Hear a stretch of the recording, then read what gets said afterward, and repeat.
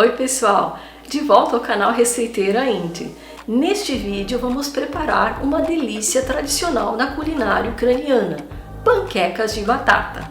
Na Ucrânia elas são servidas durante o café da manhã, ou como aperitivo ou acompanhamento de um almoço ou jantar.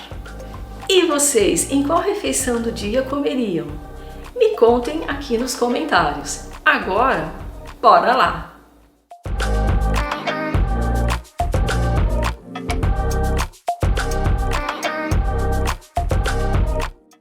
Para esta receita, 1 kg de batatas, uma cebola, um ovo, 3 colheres de sopa de farinha de trigo, sal a gosto, 1/4 de colher de chá de bicarbonato de sódio e óleo para fritar. Por primeiro, descascar as batatas, assim como também a cebola. Agora, usando este lado de um ralador, ralar as batatas de forma bem fina, ficando assim deste jeito. Ralar também a cebola junto com as batatas e assim por diante.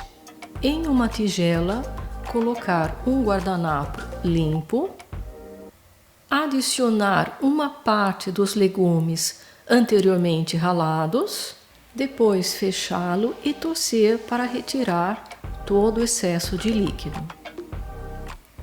E este é o resultado final, depois de raladas e também espremidas. Após alguns minutos, descartar o suco da batata e reservar o amido que se formou no fundo da tigela. Adicionar as batatas e a cebola raladas ao amido, acrescentar o ovo, a farinha de trigo, o bicarbonato de sódio e, por fim, sal a gosto. Misturar bem todos os ingredientes até incorporar. E esta é a consistência da massa de batata.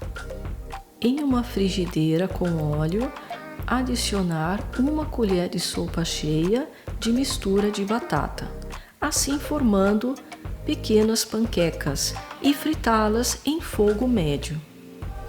Fritar cada lado até dourar e repetir o mesmo procedimento com o restante da massa.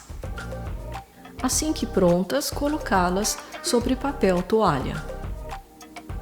Geralmente elas são servidas com o molho sour cream, porém elas podem ser acompanhadas de um outro tipo de molho que desejarem.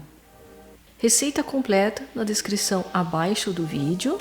Espero que tenham gostado. Se gostaram, deixem um like, se inscrevam no canal, compartilhem este vídeo com amigos e familiares e deixem, é claro, seus comentários. Obrigada por assistir, vejo vocês na próxima.